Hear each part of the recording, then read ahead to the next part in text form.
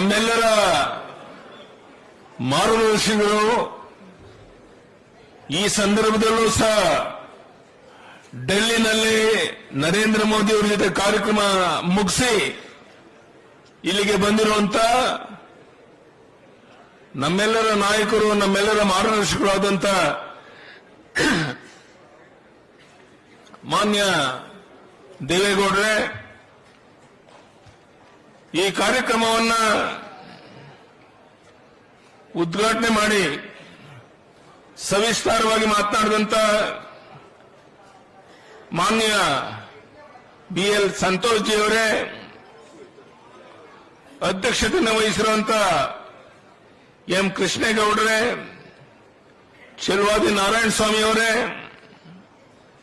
ಈ ಕಾರ್ಯಕ್ರಮಕ್ಕೆ ಮೂಲ ಕಾರಣಕರ್ತರಾದಂತ ಮಾನ್ಯ ಡಾಕ್ಟರ್ CN ಅಶ್ವತ್ಥನಾರಾಯಣ ಅವರೇ,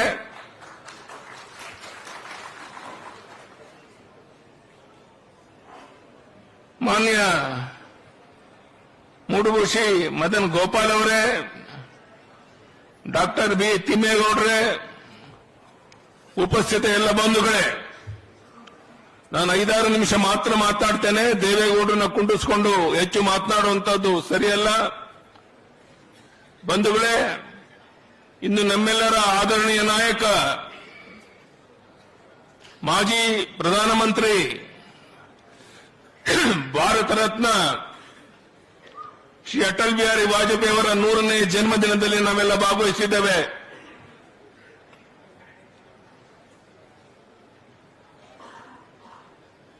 ಇಂದು ಕ್ರಿಸ್ತನರ ಹಬ್ಬ. ಅಟಲ್ ಬಿಹಾರಿ ವಾಜಪೇಯಿ ಅವರು, ಪ್ರಧಾನಿ ನರೇಂದ್ರ ಮೋದಿ ಅವರ ಅಪೇಕ್ಷೆ ಈ ದೇಶದಲ್ಲಿ ಹಿಂದೂ, ಮುಸ್ಲಿಂ, ಕ್ರಿಶ್ಚಿಯನ್ ಒಂದೇ ತಾಯಿಯ ಮಕ್ಕಳಂತೆ ಬಾಳಬೇಕು ಅಂತ ಹೇಳುವಂತ ಅಪೇಕ್ಷೆ ಅವ್ರಿಗಿತ್ತು. ಅಂತ ಮಹಾನ್ ನಾಯಕ ಅಟಲ್ ಬಿಹಾರಿ ವಾಜಪೇಯಿ ಅವರನ್ನ ಇವತ್ತು ನೆನಪು ಮಾಡಿಕೊಳ್ತಾ ಇದ್ದೇವೆ.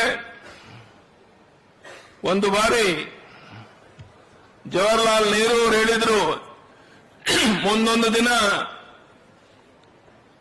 ಅಟಲ್ ಬಿಹಾರಿ ವಾಜಪೇಯಿ ಅವರು ಈ ದೇಶದ ಪ್ರಧಾನಿ ಆಗ್ತಾರೆ ಅನ್ನೋ ಮಾತನ್ನು ಹೇಳಿದ್ರು. ಇವತ್ತು ಇಡೀ ವಿಶ್ವವೇ ಅಚ್ಚರಿಯಿಂದ ನೋಡ್ತಾ ಇದ್ದಂತ ನಮ್ಮ ಪ್ರಧಾನಿ ನರೇಂದ್ರ ಮೋದಿಜಿಯವರು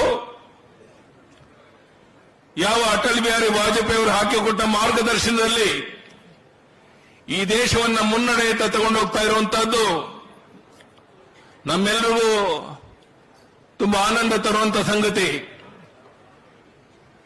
ಮಾಜಿ ಪ್ರಧಾನಿ ದೇವೇಗೌಡರು ಹೇಳಿದಂತೆ ಇಡೀ ವಿಶ್ವವೇ ಅಚ್ಚರಿಯಿಂದ ಭಾರತದ ಕಡೆ, ಪ್ರಧಾನಿ ನರೇಂದ್ರ ಮೋದಿಜಿಯವರ ಕಡೆ ನೋಡ್ತಿರುವಂತಹ ಸಂದರ್ಭದಲ್ಲಿ ನಾವೆಲ್ಲ ಅವರ ಪಕ್ಷದ ಕಾರ್ಯಕರ್ತರು, ಹಿತೈಷಿಗಳು ಅಂತ ಹೇಳುವಂತಹದ್ದು ಹೆಮ್ಮೆ ತರುವಂತ ಸಂಗತಿ. ಏಕ್ ದೇಶ ಮೇ ದೋ ಪ್ರಧಾನ್, ದೋ ವಿಧಾನ್, ದೋ ನಿಶಾನ್, ನೈ ಚಲೇಂಗೆ ಎಂದು ಗುರುದಂತ ಶ್ಯಾಮ ಪ್ರಸಾದ್ ಮುಖರ್ಜಿ ಅವರನ್ನ ನಾವಿಲ್ಲಿ ನೆನಪು ಮಾಡಿಕೊಳ್ಬೇಕಾದಂತ ಒಂದು ಸಂದರ್ಭ. ವೈಯಕ್ತಿಕವಾಗಿ ಹೇಳಬೇಕು ಅಂತ ಹೇಳಿದ್ರೆ, ಅಟಲ್ಜಿಯವರು ನಮ್ಮೆಲ್ಲರ ಗುರುಗಳು.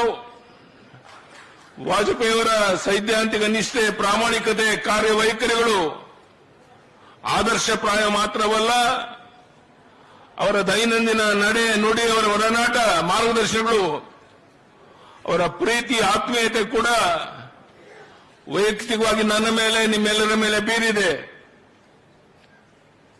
ಅವರೊಂದಿಗೆ ನಮ್ಮ ಒಡನಾಟದ ನೆನಪುಗಳು ನಾವೆಂದಿಗೂ ಮರೆಯಕ್ಕೆ ಸಾಧ್ಯ ಇಲ್ಲ.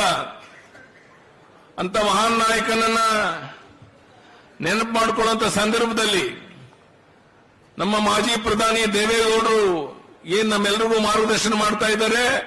ನಿಮ್ಗೆ ಆಶ್ಚರ್ಯ ಆಗಬಹುದು, ಈ ವಯಸ್ಸಿನಲ್ಲಿ ಪಾರ್ಲಿಮೆಂಟ್ ಅಲ್ಲಿ ಕುಂತು ಅವರು ಮಾತನಾಡೋ ಒಂದೊಂದು ಮಾತು ಪ್ರಧಾನಿ ನರೇಂದ್ರ ಮೋದಿಜಿಯವರ ಜೊತೆಗೆ ಮಾನ್ಯ ಮಾಜಿ ಪ್ರಧಾನಿ ದೇವೇಗೌಡರ ಜೊತೆಗೆ ಇರುವಂತಹ ನಿಕಟ ಸಂಬಂಧ, ಸಂಪರ್ಕ, ಇದನ್ನ ಜೀವನದಲ್ಲಿ ಮರೆಯಕ್ಕೆ ಸಾಧ್ಯ ಇಲ್ಲ.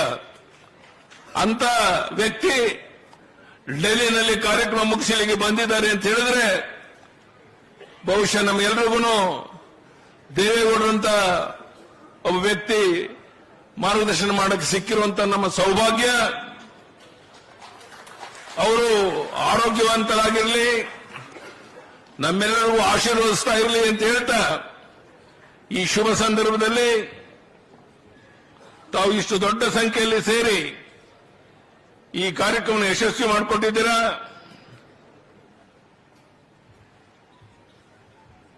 ಅಟಲ್ಜಿಯವರ ಪ್ರಾರಂಭ, ಜವಾಹರ್ಲಾಲ್ ನೆಹರು ಅವರ ಯುಗ, ಮಾಹಿತಿ ತಂತ್ರಜ್ಞಾನ, ದೂರ ಸಂಪರ್ಕ ಮತ್ತು ಸಂವಹನ ಜಗತ್ತಿನಲ್ಲಿ ಒಂದು ದೊಡ್ಡ ಜಿಗಿತವನ್ನು ಕಂಡಿತ್ತು.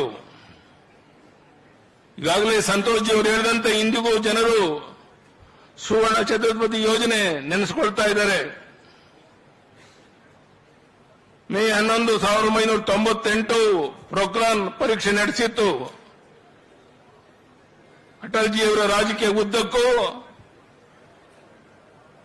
ಅವರ ಸಂಸದೀಯ ಪ್ರತಿಭೆ ಕಾಣುತ್ತೆ. ಡಾಕ್ಟರ್ ಶ್ಯಾಮಪ್ರಸಾದ್ ಮುಖರ್ಜಿಯವರ ವಿಚಾರದಲ್ಲಿ ಪ್ರಭಾವಿತರಾಗಿ 1977ರಲ್ಲಿ ಚುನಾವಣೆ ಸಂದರ್ಭದಲ್ಲಿ ಜನಸಂಘವನ್ನ ಜನತಾ ಪಕ್ಷದೊಂದಿಗೆ ವಿಲೀನಗೊಳಿಸಿ ಅದಕ್ಕೆ ಒಪ್ಪಿಗೆಯನ್ನು ಕೊಟ್ಟರು ಅಟಲ್ ಬಿಹಾರಿ ವಾಜಪೇಯಿ. ಅಂತ ಮಹಾನ್ ವ್ಯಕ್ತಿಯನ್ನ ನೆನಪು ಮಾಡಿಕೊಳ್ಳುವಂತ, ಅವರ ವಿಚಾರವನ್ನು ಸ್ಮರಣೆ ಮಾಡುವಂತ ಒಂದು ಸಂದರ್ಭದಲ್ಲಿ ನಾವು ಸೇರಿದ್ದೇವೆ.